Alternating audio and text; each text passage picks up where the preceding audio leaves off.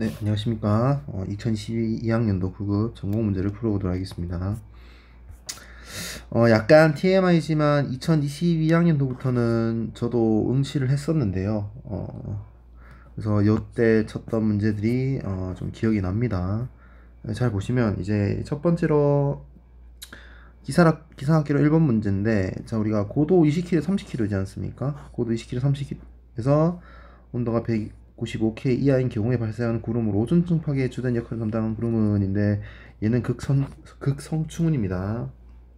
극지방에서 극소용돌에 의해서 이제 온도가 너무 낮아 극소용돌도가 이제 생성되는데, 그때 이제 이게 극야 현상이죠. 극야 현상일 때 발생하는 구름입니다. 그래서 뭐 다른 거 다 몰라도 그냥 고도 20km, 30km니까 성층권이구나. 그럼 성층권에 관련돼 있는 답이지 않을까 해서 3번으로 찍은 사람도 있습니다. 실제로 제가 아는 동생은 아니고 동기 중에 이렇게 해서 맞춘 애가 있기 때문에 이런 것도 하나하나 힌트를 좀 생각해 보시는 것도 좋습니다. 렌즈운, 모룬, 비행운 뭐 이런 거는 제 뭐 설명해 드릴. 비행운은 비행기 엔진에 의해서 생성되는 게 비행운이고, 이제 모룬은 이게 정라운 형태거든요. 그러니까 모루 정라운이라고 불러요. 그래서 그냥 정라운이다라고 생각하시면 됩니다. 그럼 렌즈운은 이제 산이나 이런 곳에 렌즈처럼 요렇게 생기는 렌즈운을 의미하는데, 어, 뭐 오존층 파괴의 주된 원인은 아니겠죠. 그래서 답은 아니다 라고 생각하시면 되겠습니다. 2번 넘어가겠습니다. 3번도 넘어가겠습니다. 4번 을 보시면 이제 4번이 답은 1번인데, 이제 지구 중력은 만류인력과 저항력의 벡터의 합이다 했는데, 중력은 만류인력과 원심력의 합이기 때문에 이제 틀린 설명이고, 그 다음에 등압선의 간격이 좁을수록 기압 경도력은 더 커집니다. 그리고 풍속도 커지게 됩니다. 그 다음에 4번이 좀 중요한데, 4번은 기압 경도이거든요. 그냥 기압 경도랑 기압 경도력이랑은 다르거든요. 기압 경도는 이제 기압의 기울기를 나타내는 거고, 기압 경도력은 이제 힘을 나타내는 겁니다. 이 힘. 그래서 마이너스 로분의 1 델 P를 나타내는 거고, 기압 경도는 이제 그냥 델 P, 뭐 로분의 1 델 P라고 해도 되고, 그냥 델 P 정도만 나타나게 돼서, 기압 경도력은 고기압에서 저기압으로 가지만 얘는 저기압에서 고기압으로 간다라는 것도 하나 챙겨두시면 좋습니다.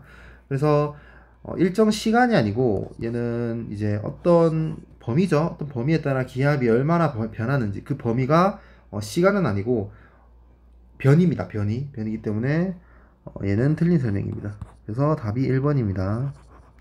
여기 기압 경도랑 기압 경도력의 차이를 정확하게 아시는 것도, 물론 뭐 시험에 나오진 않을 것 같아요. 근데 아시는 것도 개념 잡는데 큰 도움이 될 것 같아요. 5번 넘어가겠습니다. 6번도 넘어가겠습니다.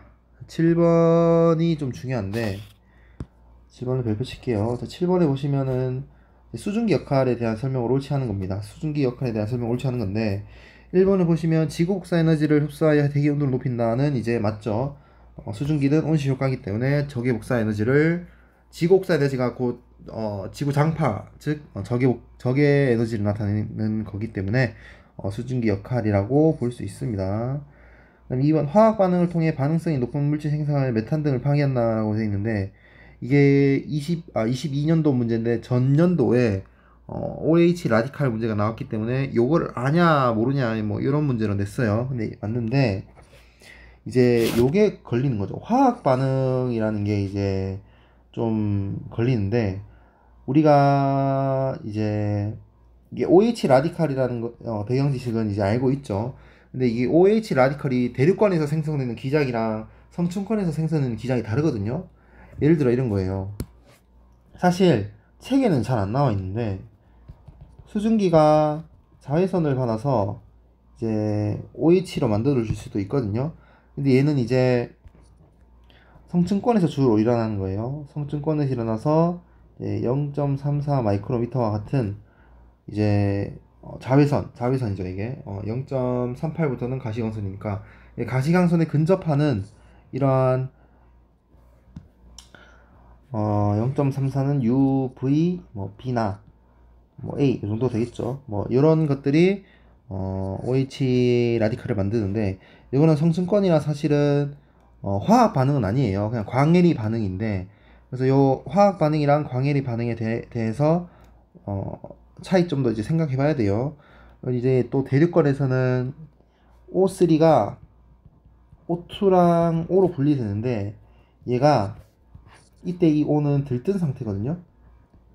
들뜬 상태가 뭐냐면, 고등학교 화학 시간에 배우는 전자 배치에서 뭐 1s, 2s, 기억이 안 나. 1s, 2s, 2p, x, y, z 뭐 이런 게 있는데, 이게 만약에 수소를 예를 들면은 1s 1밖에 없거든요. 그러니까 이렇게 나눴을 때 이렇게 하나밖에 없고, 산소가 있을 때 8번이기 때문에 하나, 둘, 셋, 넷, 맞나? 기억이 안 나네. 이렇게 해서 어쨌든 제가 드리고 싶은 말씀은, 이러한 전자 배치가 있을 때 들뜬 상태가 되려면은 이게 두 개씩 들어가거든요. 여기 한 칸에 두 개씩 들어가는데, 원래는 들뜬 상태가 되지 않으려면은, 그러니까 EP고 ES죠. 그래서 ES에 EPX, EPY, EPZ라고 했을 때, 이때 들뜬 상태가 아닐 때는 8개이기 때문에 한 4개, 5, 6, 7, 8 요렇게 들어가는 게 안정한 상태예요. 근데 전자가 요렇게 들어갔는데, 요 한 칸 더 와서 EPX 다음에 EPX 다음에 EPY에 들어간, 그렇죠? EPY까지 이제 들어가야 되는데 EPZ까지 들어간 거예요. 그래서 EPY까지 들어와야 이게 안정한 상태인데, EPZ까지 들어가 버리니까 얘가 좀 들뜬 상태, 즉 에너지가 좀 많은 상태다라고 의미하면 됩니다. 그래서 O가 들뜬 상태라서 얘가 불안정한 상태예요. 불안정한 상태라 주변의 대기와 뭔가 계속해서 결합하려는 성질을 가지고 있거든요. 그러면 그래서 이 OH가 아니고 이 O가 주변에 이제 그 수증기랑 결합을 해서 이번에 EOH를 만들어내는 이러한 현상을 만들어내게 됩니다. 그래서 이 OH는 또 마이너스 성질을 띠고 있기 때문에 이제 또 다른 물질과 결합을 하게 되겠죠.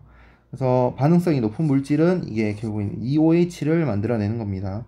그래서 요런 들뜬 상태 있지 않습니까? 요런 것도 시험에 나올 수 있어요. 예를 들어 이제 그 엘니뇨 현상을 물어봤는데, 엘니뇨 현상은 그냥 무역풍 약화되고 워커 순환까지 요까지만 딱 물어봤다가, 갑자기 22년도 기출 문제는 그 고등학교 때 배우는 수온 약층에 대해서 문제도 나왔거든요.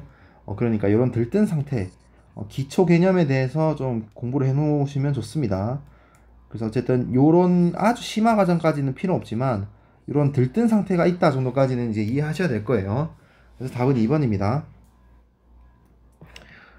이제 옳지 않은 거죠. 옳지 않은 거기 때문에 이거 맞죠.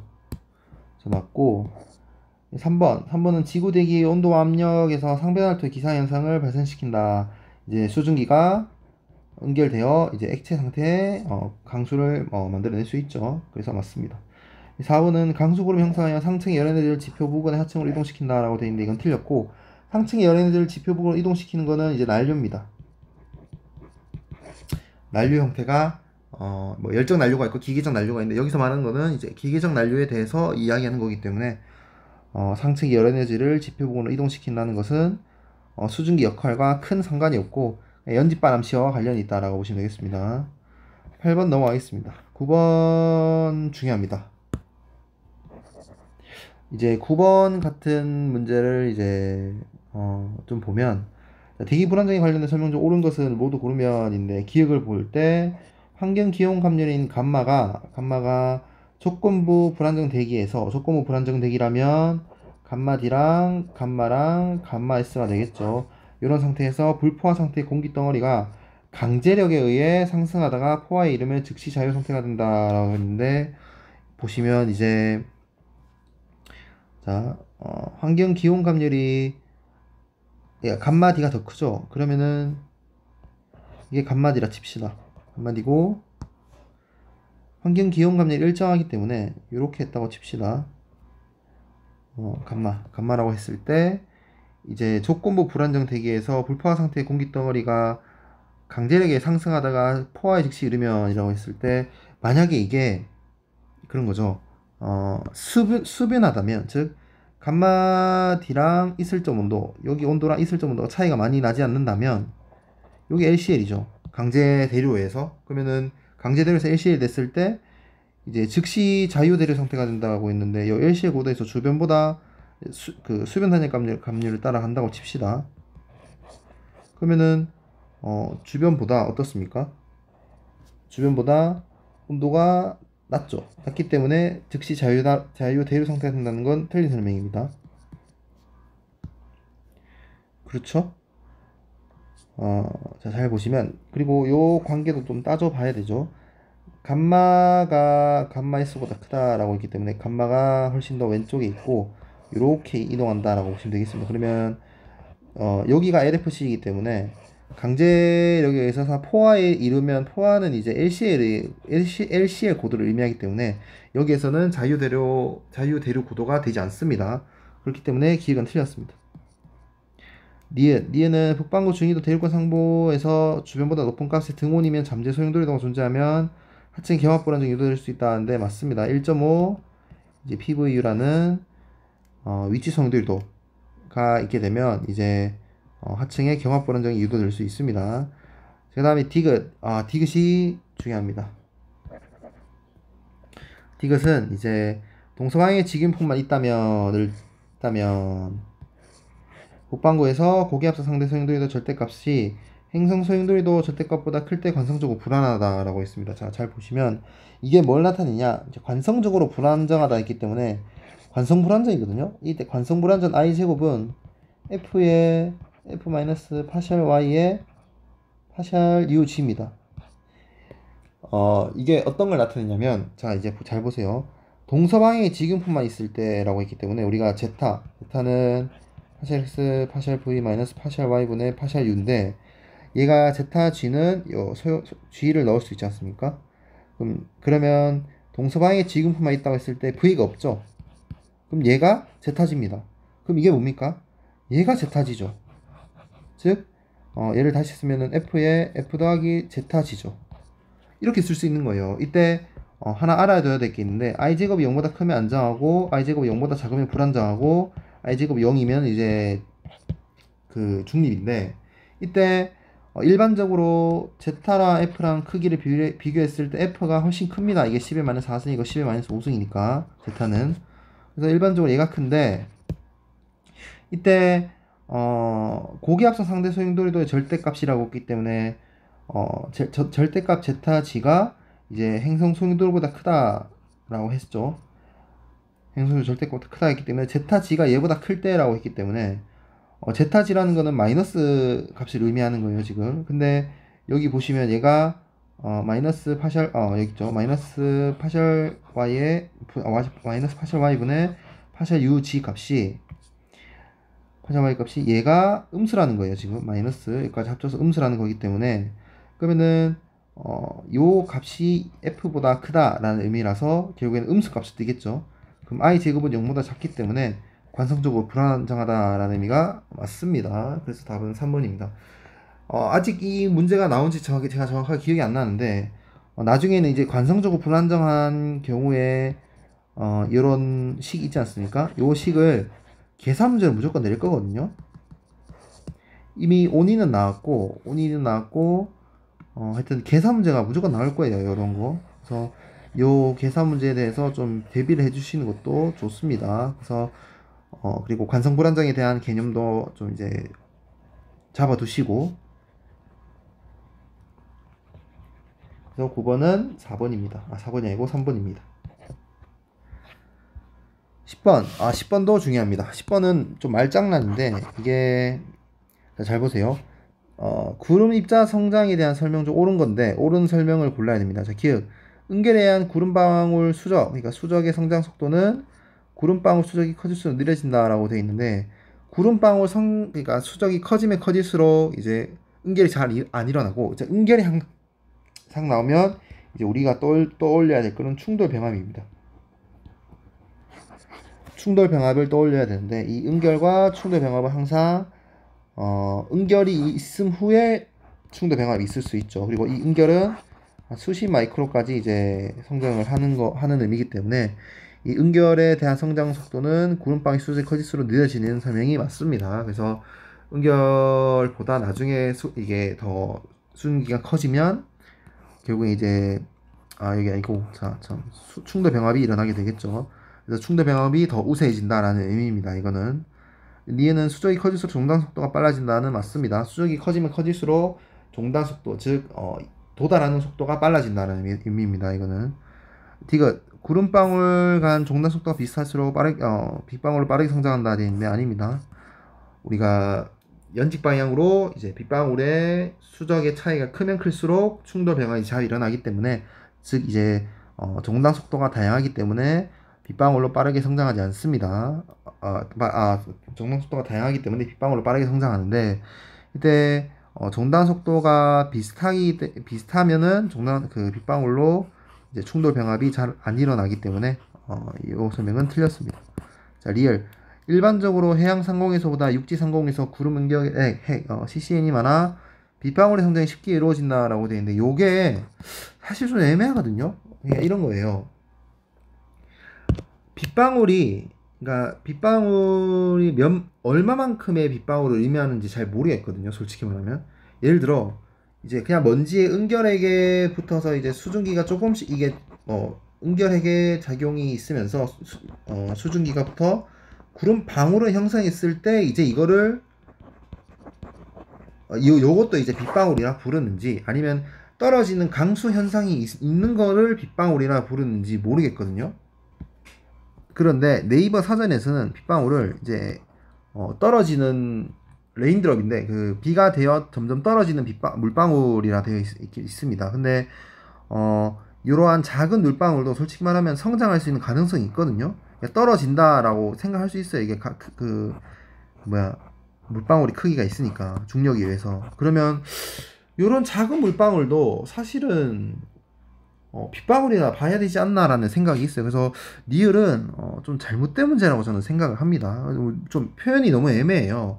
근데 어쨌든 중요한 거는 이제 육지 상공에서 구름 인격이 많아 빗방울의 성장이 쉽게 이루어진다라고 했을 때 두 가지 관점이 아까 제가 존재한다고 말씀드렸는데, 제가 말씀드렸다시피 이게 그 조그마한 물방울로 성장하는 그러한 빗방울로 성장한다고 했을 때는 이게 맞는 거거든요. 근데 그게 아니라 이러한 일반적인 강수 입자가 떨어진다, 즉 비가 되는 그런 큰 빗방울을 의미하게 되는 거는 얘는 틀린 설명이에요. 근데 답은 3번이거든요. 그럼 리을은 맞아요. 이게 리을은 맞는데 리을이 맞는지는 이제 뒤에서 설명해 드릴게요. 근데 저는 디귿은 좀 출제가 잘못되지 않았나 하는 그런 생각이 있어요, 사실은. 그래서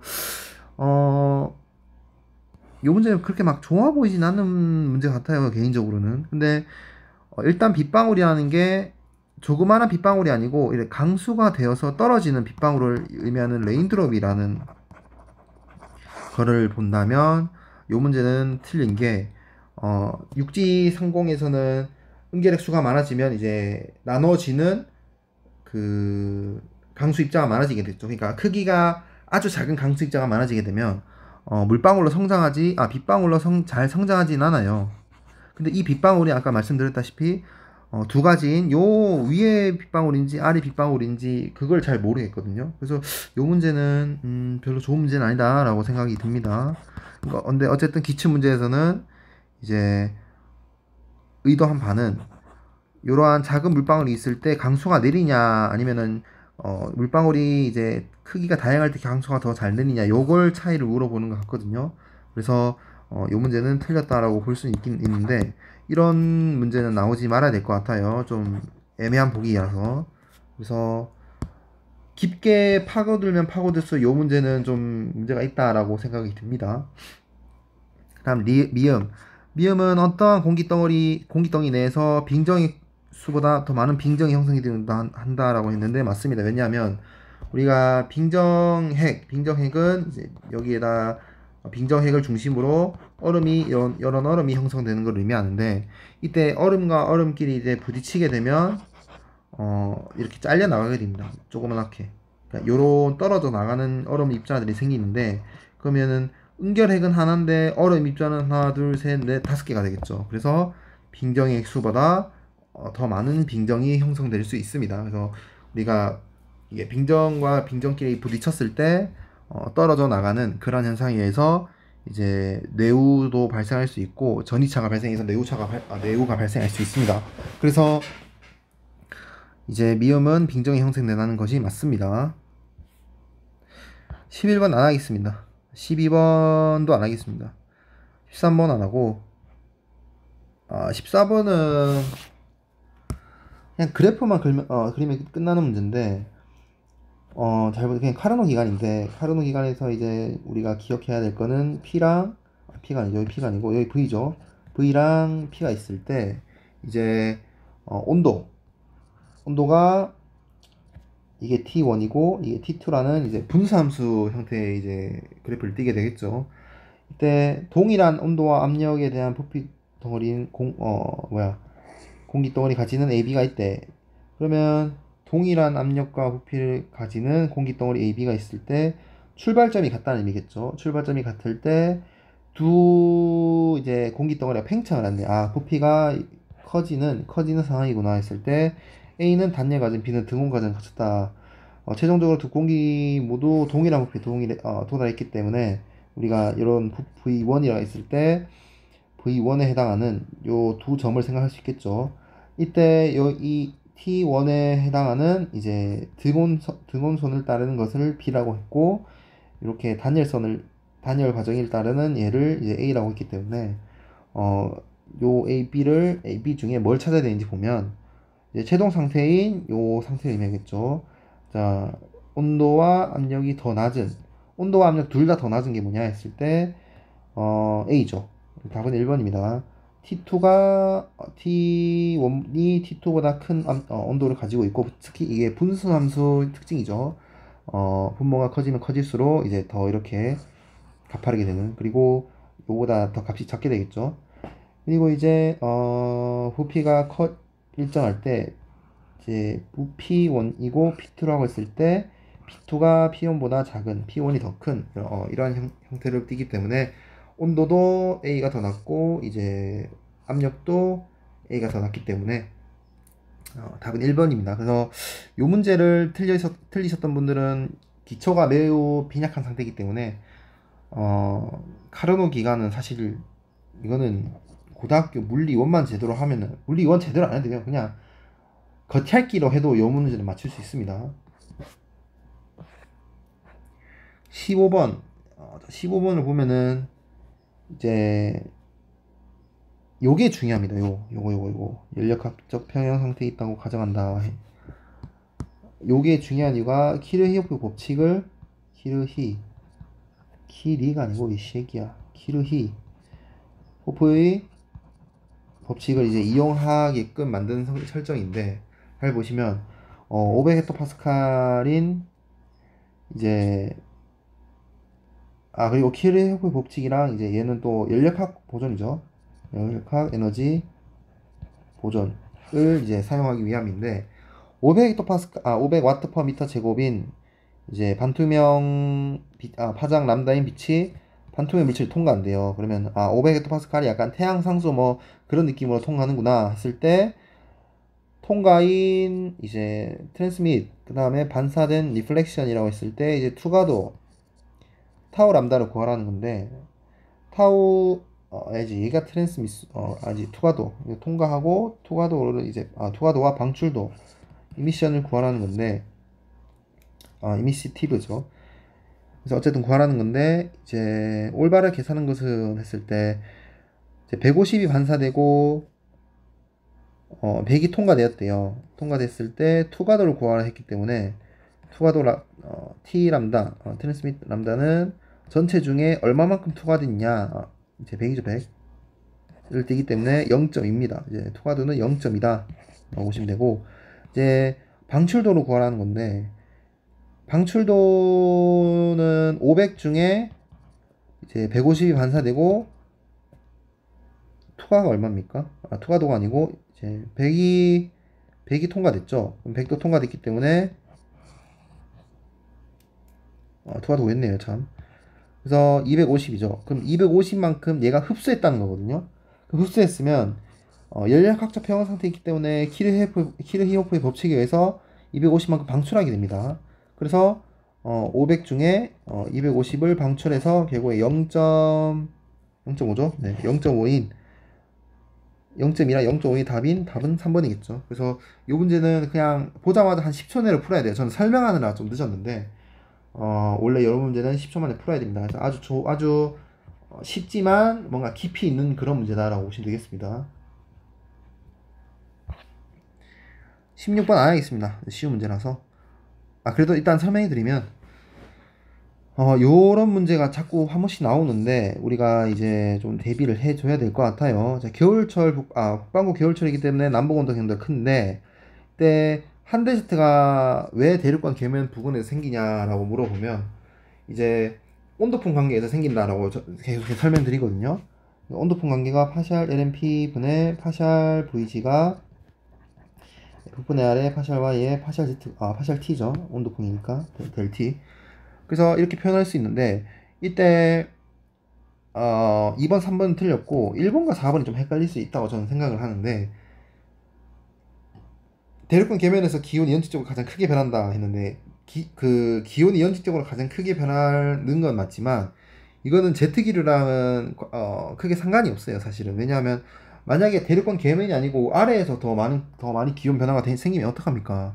그렇지 않습니까? 만약에 대륙간 계면에서 한 100m 아니면 200m 잡았는데 우리가 만약에 한기류가 쫙 돌아가지고 100m에서 200m 사이 갔는데 기온이 막 20도씩 막 40도씩 떨어져요. 그러면 어떡합니까? 이거 틀린 거죠. 근데 그렇다고 해서 바람이 한대제트가 여기서 분야라고 하면 아닌 거잖아요. 그렇기 때문에 강한 한대제트가 여기서 분야라고 했을 때는 그런 건 아니기 때문에 1번은 틀렸죠. 무조건 4번일 수밖에 없고, 그리고 4번은 상하층 간의 남북온도 기온 경도가 반대 방향이 된다라고 했는 거는 우리가 이제 라운드 Y, 그러니까 얘가 남북온도 경도인데 이제 성층권에서는, 그러니까 대륙권 계면 고도를 기준으로 성층권으로 갈수록, 성층권이 아니죠. 북반구로 갈수록 이제 대륙권 계면이 낮아지기 때문에, 그러면 결국에는 얘가 감소하는 게 아니고 증가하게 되겠죠. 증가해서 서풍이 약해지게 돼요. 그럼 서풍이 약해지면 어떻게 되냐? 대륙권 계면에서 계속해서 계면으로 올라갈수록 이제 남북 온도 경도가 작아지니까 대륙권 계면 근처에서 가장 큰 바람이 부는데, 근데 그걸 넘어서면 남북 온도 경도가 작아지기 때문에 이제 서풍이 아니고 동풍 계열의 바람이 점점 강해지게 되겠죠. 그래서 얘는 이제가 아니고 얘가 이제 반대가 되기 때문에, 남북 온도 경도가 반대가 되기 때문에 서풍이 약해진다라고 의미를 이제 이해하시면 돼요. 그래서 이 문제는 이제 넘어가려고 했다가 그래도 혹시나 하는 마음에 좀 다시 설명을 드릴게요. 그래서 이 문제는 중요한 문제라고 볼 수는 있지만 근데 요즘에는 그렇게 중요한 문제인가라는 생각이 드네요. 이제 안 나올 것 같아요, 이런 문제는. 17번 여기 보면 혼합비는 이제 믹싱 레이시오라고 해서 MD 플러스 MV분의 MV죠. 그래서 비습은 스펙시픽 휴미디티라고 해서 이제 혼합비이기 때문에 믹싱이라서 이고, 비습은 스펙시픽이라 이렇게 나타내죠. 그래서 항상 혼합비가 큽니다. 틀렸고, 비습은 수증기가 포함된 공기 1kg에 대한 수증기 질량 맞죠? 이게 비습의 정의입니다. D가 상대 습도는 공기 중에 실제 수증기량을 나타내는 것이 아니라 현재 공기동의 포화에 근접한 정도. 그렇죠, 맞습니다. 답은 이게 4번입니다. 자꾸 왜 이러는지 모르겠네요. 그 다음에 18번이 아까 제가 말씀드렸던 이게 수온 약층 문제인데 이게 허를 찌르는 거거든요. 허를 찌르는 문제인데, 지구과학을 오랫동안 공부했더라도 이제 좀 약간 헷갈릴 수 있는 그런, 오랫동안 공부했더라도 좀 이제 기상직에서는 이런 문제가 한 번도 나온 적이 없으니까 이런 문제에 대비가 안 됐던 거예요. 그래서 제가 이 시험 치고 끝나고 거기에 있던 사람들이랑 밥 먹으면서 수온약층에 대한 얘기를 했었거든요. 그래서 이 문제가 기억이 참 남습니다. 닭갈비 먹으면서 수온약층에 대한 얘기를 제가 했던 걸로 기억을 하는데, 이제 옳지 않은 것은입니다. 자, 이제 동태평양 해역이 이제 기온이 더 높아지는 거기 때문에 얘는 엘니뇨죠. 엘니뇨고 무역 풍색이 약하고, 이제 소금 자체가 나중에 설명할게요. 그러면 잘 모르겠다 치고, 그다음에 동태평양 지역의 기후학적 평균값보다 더 많은 양의 비가 내린다. 맞죠? 저기압이 동쪽으로 이동하기 때문에. 그다음에 요코스완의 강도가 기후학적 약하다라고 되게 평균보다 약하기 때문에 맞는 설명이고, 2번인데 잘 보면 원래 평소라면 이게 해수면에 했을 때 우리가 혼합층이 있고 수온약층이 여기서부터 시작되는 구간이 있는데, 요 부분은 수온약층이 그렇지 않습니까? 근데 일반적이라면 여기서부터 시작해야 될 수온약층의 높이가 이제 엘니뇨가 시작되면 이게 더 두꺼워지잖아요. 그러니까 요 지표면과 바람의 세기에 의해서 상승도 있고 막 혼합이 더 강해진다 뭐 이런 의미입니다. 그래서 요게 시작되는 위치가 더 이렇게 낮아지거든요. 그래서 수온약층 깊이라고 하면은 요 깊이를 말하는 게 아니고 요 시작되는 지점의 깊이를 얘기하거든요. 그래서 답은 2번이에요. 그래서 요 문제는 또 나올 수도 있어요. 선지로. 그래서 철저하게 대비를 해두시는 게 좋을 것 같아요.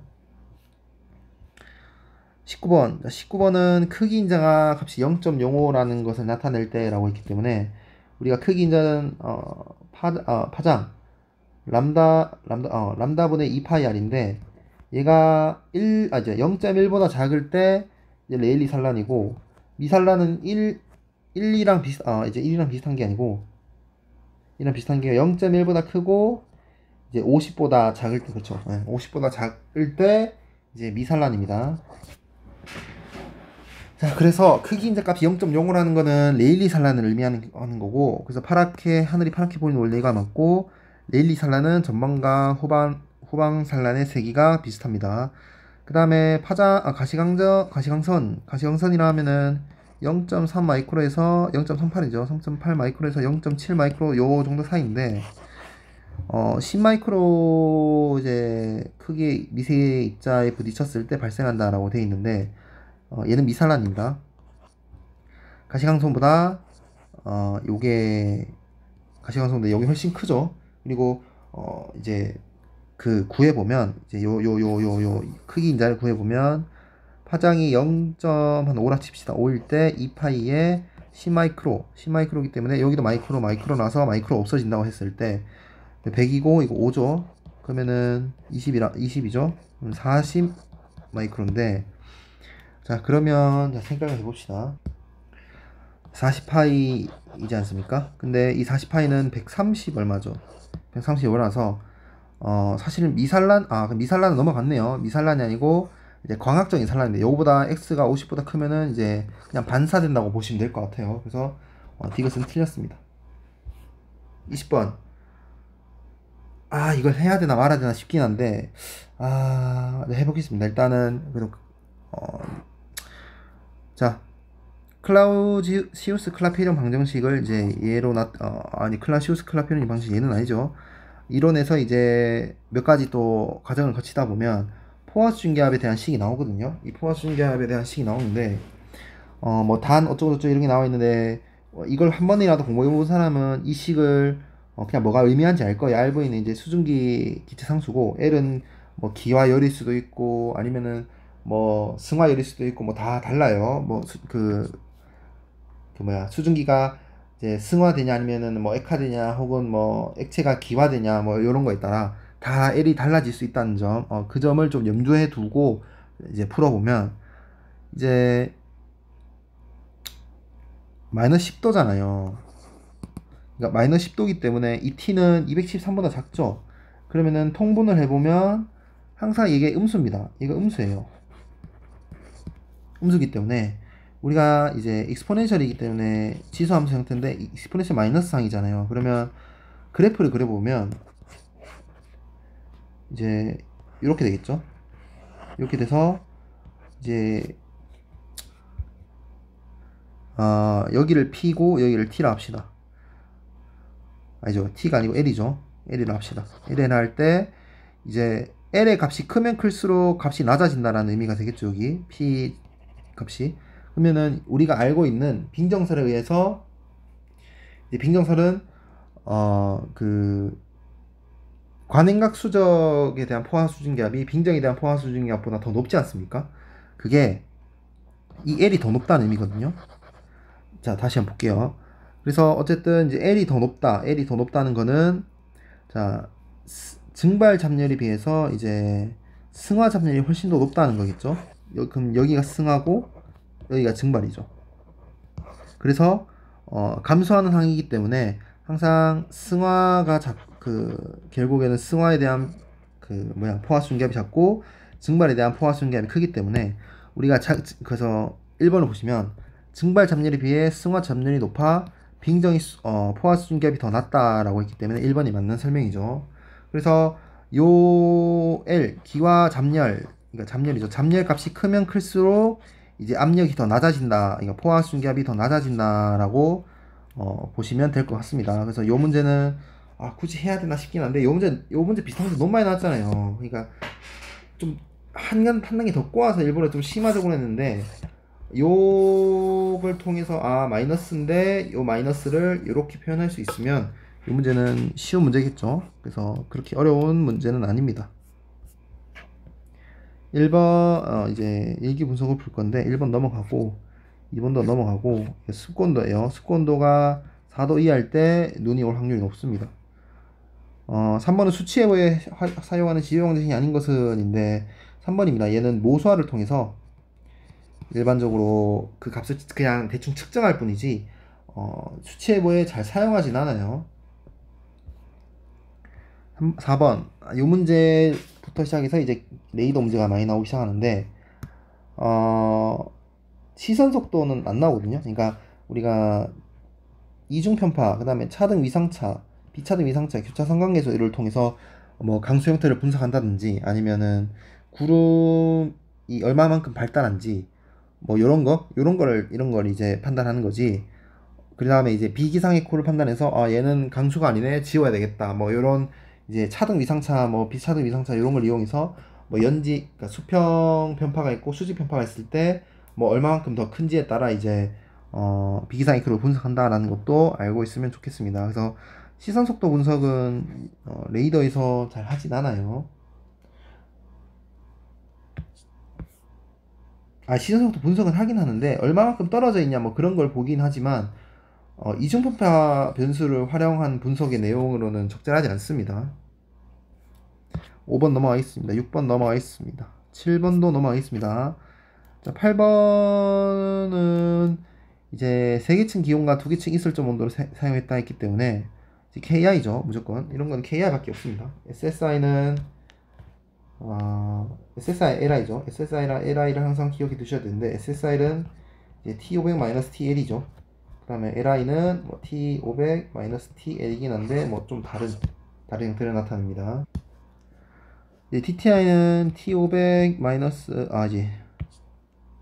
T850-T500에 더하기 TD의 850 빼기 T500입니다. 더하기예요. 그래서 답은 4번. 9번은 전년도 기출에 있기 때문에 자세하게 설명을 드려서 안 하겠습니다. 10번은 스콜선을 의미하는 거고 요렇게 길게 띠를 이제 나타내는 거는 스콜선 밖에 없어요. 11번 11번은 좀 변태 같은 문제예요. 요 발언 가능성이기 때문에 이제 지표 부근을 봐야 되겠죠. 그럼 지표 부근의 기온이 이제 0도 이하라면 발언 가능성이 없기 때문에 얘는 맞는 설명이고 부양 여부는 상승 속도를 봐야 되기 때문에 맞는 설명입니다. 그 다음에 황사의 도달 예측은 이제 등호님의 연지 단면들을 통해 그 등호리면이 감소하면 이제 상승하는 거고 하강하면 그러니까 등호리면이 이제 가면 갈수록 이제 등호리면의 값이 증가하면 하강하는 거겠죠. 그래서 답은 이것도 맞고 황사의 이동 경로를 판단하기 위해서는 뭐 200이 아니고 사실은 뭐 500을 쓸 수도 있고 아니면 850을 쓸 수도 있거든요. 500은 이제 저 상층까지 올라가서 그 기압 고래 하강 기류가 어딘지 좀 보는 거거든요. 그래서 4번이 아닌데 200헥토파스칼은 이제 파장을 분석하거나 뭐 아니면은 그 티벳 고기압, 뭐 열대야 이런 거 보는 거기 때문에 5번은 야 5번이 아니고 4번은 이 문제는 좀 변태 같은 문제 그런 느낌입니다. 12번은 해야 되나? 안 해도 되겠죠? 네. 요거 모르시면 댓글 달아주세요. 13번은 이제 산불이 대형 산불로 번지지 않기 위해, 그러니까 하게 될 때, 고려의 사항으로 이제 거리가 아닌 거, 그러니까 대형 산불로 번질 때 고려하지 않아도 되는 것을 골라야 되는데, 습도는 당연히 고려해야 되고, 강수 유무에 따라 이제, 그러니까 며칠 전에 강수가 왔는지에 따라 이제 숲에서 그 머금고 있는 수증기량이 매우 달라지거든요. 눈이 많이 오면은 수증기량이 당연히 많고 비가 와도 그렇고 그러면 불이 잘 번지지 않아요. 근데 건조하면은 그렇지 않겠죠. 그래서 시료 습도도 건조해야 되고 고려해야 되고 요 1번을 통해 3번도 이제 간접적으로 할 수 있고 그 다음에 역전층이 있으면 산이 역전층이 있으면 얘는 이제 그 양간지풍 우리가 많이 풀었던 양가치풍이 개념이 여기 또 나오네요. 그리고 양가치풍이 있을 때 바람이 강해져서 바람이 강해지면 산불 번짐도가 커지게 되겠죠. 그래서 답은 2번입니다. 상층운양은 왜 나온지 모르겠는데 상층운은 이제 구름 끼기 돼도 강수가 그렇게 막 높진 않아요. 그래서 이 문제는 2번이다. 14번은 넘어가겠습니다. 15번을 보시면 고층 기상 전문입니다. 그래서 얘가 KTX 단위라는 것도 알 수 있고 3개씩 묶어야 되겠죠. 이렇게 925로 보시면 기온은 15도다. 자, 기온은 여기 보시면 되죠. 15도 맞고 500헥토파스칼 기온은 여기서 봐야 되겠죠. 자, 보시면 이게 5800이죠. 1의 자리 1의 자리 단위를 생략하기 때문에 5800이라서 잘못했고 만약에 요걸 모르겠다 칩시다. 치고 보시면 자 200은 어딥니까? 200 잠깐만요. 안 보이네. 200 여기죠. 200의 풍속은 76이죠. 여기. 그 다음에 건계면 고도. 자 우리가 건계면 고도는 여기 보면 돼요. 31333을 했을 때 이제 건계면 고도 보겠다. 뭐 요런 의미거든요. 그래서 여기 106이라서 맞습니다. 그리고 이거 1의 자리가 생략되는 거는 5, 4, 3이 1의 자리가 생략돼요. 그래서 이런 것까지 좀 기억을 해두시면 좋습니다. 그 다음에 16번 넘어가겠습니다. 40은 없어요. 17번 17번은 중요합니다. 중요하긴 한데 여기 손잡이 있어요. 손잡이를 한번 꼭 보시기 바라고 손잡이에 보시면은 없는 내용이 있는데 여기 2번이에요. 왜냐하면 이 급격히 발달한 저기압은 봄철이나 겨울철에 잘 발달하거든요. 왜 그러냐면 남북 온도 경도가 아니고 그 상하층 간의 온도 차이가 많이 나면 날수록 발생하는데 이때 동해는 항상 이렇게 쿠로시오 해류가 흐릅니다. 쿠로시오 해류가 걸려서 동해는 좀 따뜻한 경향이 있어요. 그래서 동해는 따뜻한데 상층에 이제 요런 아까 말씀드리진 않았는데 500헥토파스칼의 대일권 계면 접힘이 이제 오게 되면 아주 강한 그러한 뭐라고 하죠? 전리 저기압 컷오프가 생기는데 그게 이제 상하층 간의 기온 차를 극심하게 해서 결국에는 이제 요 동해 쪽에 수증기가 따뜻하기 때문에 수증기 상승해서 저기압이 형성되고 요런 것 여기에 의한 전리 저기압에서 상승기류가 더 유발돼서 결국은 요 상승기류와 상승기류가 만나 더 이렇게 저기압이 강해지는, 그러니까 폭탄 저기압이 발생한다 라고 보시면 되겠습니다. 그래서 만약에 요런 문제 나올 수 있을 것 같아요. 폭탄 저기압일 때 24시간 요 빵꾸 뚫어놓고 얼마만큼 이제 감소하냐, 그리고 이제 뭐 들kom 계면 접힘 이런 것도 나올 수도 있고, 그래서 24시간이라는 걸 기억해 두셔야 돼요. 그래서 1시간당 1헥토파스칼씩 떨어진다라고 보시면 되겠습니다. 극값 예측 지수 얘는 설명할 게 없거든요. 사실 그냥 4번인데 이게 평균 기후 값을 이제 차이를 보여준다라고 했는데 극값 예측 지수는 평균 기후 값이랑 상관없고 그냥 모델 예측에 얼마만큼 벗어나냐 그런 거거든요. 그래서 평균 기후 값과의 차이를 보는 거는 뭐 만약 이런 거죠. 뭐 엘니뇨 라니냐 혹은 뭐 평균 기온 뭐 이런 걸 나타내는 거지. 뭐 극감 예측 지수는 평균 기온이랑 상관없어요. 그래서 뭐 나머지는 다 맞고. 19번 중요합니다. 자, 우리가 상당원이 값을 구해야 되는데 잘 보시면 상당원이는 이슬점 온도가 높으면 높을수록, 그리고 기온이 높으면 높을수록 커집니다. 그러면 같은 25도 온도에서 이제 요 지우고 그다음에 또 지울 수 있죠. 그럼 1번 아니면 3번인데 요 문제가 좀 진짜 개빡친 변태스러운 문제가 뭐냐면 요걸로는 구별이 잘 안 돼요. 그래서 20번 문제에 있는 이런 단열선도를 일부러 이용해서 구하는 것 같거든요. 근데 한 가지 좀 팁을 드리자면, 우리가 이제 단열선도를 잘 보시면 이게 지금 수분 단위 감률이잖아요. 파란색으로 해야 되겠다. 이게 여기 수분 단위 감률이거든요. 다 표시해드릴게요. 일단 자, 잘 보세요. 요 어떤 특징이 있어요? 왼쪽으로 갈수록 어때요? 왼쪽으로 갈수록 가팔라지죠. 이게 가팔라지죠. 어떤 의미입니까? 왜 이렇게 돼요? 수증기량에 따라 달라진다라는 의미죠. 그리고 가팔라지면 가팔라지서 어떻습니까? 건조 단열선과 건조 단열선, 요 건조 단열선과 조금 평행하죠, 사실.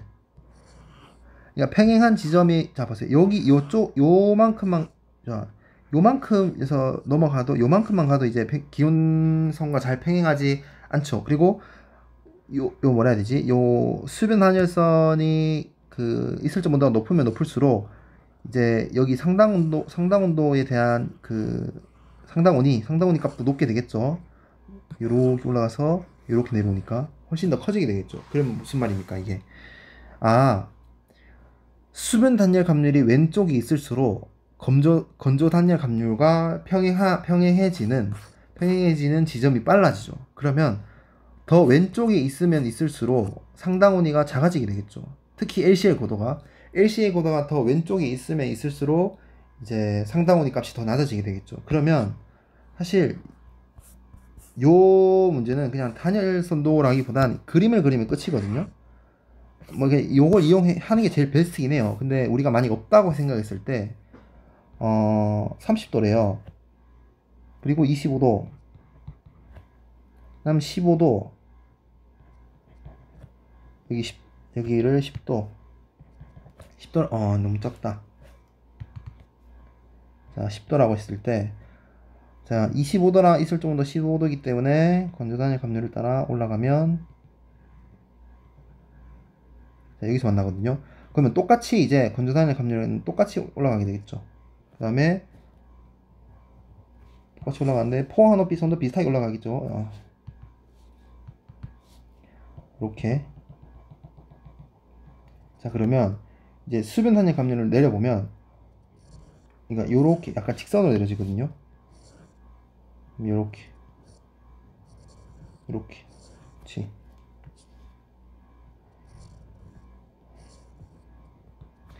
자, 잘 보세요. 그러니까 이게 짜증나는 게, 보면 LC의 고도가 높잖아요. 높고 그 수변 단열 감률이 왼쪽에 그러니까 수변 단열 감률이 왼쪽에 있으면 있을수록 상당온이 값이 더 낮아지거든요. 그러면은 상당온이가 아니고 수변 단열 감률 값이 왼쪽에 있는 요 지점이 상당온이가 더 낮겠네라는 추측을 할 수 있죠. 그래서 답은 이제 15도, 25도인 1번인데, 요 그림만 풀면은 어때요? 요 엄청 붙어 있으니까 사실 내가 그림을 좀 잘못 그린 거 아닌가라는 생각이 좀 들죠. 찝찝하다는 거예요. 찝찝해요. 찝찝하기 때문에. 그래서 요 그림을 일부러 준 거거든요. 요 그림을 주어서 이제 그림을 그려봐도 비슷한 그림이 나와요. 그러니까 한번 이거는 그림을 한번 그려보세요. T까지 하나 알려드렸어요. 이게 그 이제 그 수변 한열 감률이 왼쪽에 있으면 있을수록 상당 온이 값이 좀 낮아질 수도 있다라는 의미까지 제가 넌지시 설명을 드렸습니다. 네, 그 다음 문제는, 자 보시면 기온과 이슬적 온도를 참고해서 1000헥토파스칼 고도에서 각 기상유세의 값 숫자죠. 숫자가 높은 순서대로 왼쪽부터 나열한 것인데 잘 보시면 요게 기온이죠. 이게 기온이고 이게 포화혼합비 선입니다. 어쨌든 이제 잘 보시면 기온이 있고 이제 포화혼합비라는 거는 포화리스 혼합비를 의미하는 거기 때문에 14g/kg이죠. 여기 기온이라 생각하면 안 돼요. 진짜 잣대요 진짜. 기온은 14g/kg인데 그냥 14라고 적게요. 숫자만 보면. 그 다음에 습도 온도를 구하면 이게 얼마죠? 10도니까 한 11도쯤 되겠네요. 그러면은 기온이 가장 크고 포화높이 그 다음 습도 온도네요. 답은 3번입니다. 네, 요 문제는 뭐 그냥 주의하라고, 그러니까 요것만 보고 기온이라 생각하시면 안 된다 라는 의미까지 좀 전달해 드렸고, 저같이 실수를 많이 하는 사람은 요거 보고 기온인가 이럴 수 있단 말이에요. 그래서 좀 사실 문제를 볼 때 좀 넓게 봐야 돼요. 이런 그래프 문제 풀 때는. 어쨌든 이제 여기까지 문제를 풀었고, 이제 오늘 강의는 여기까지입니다.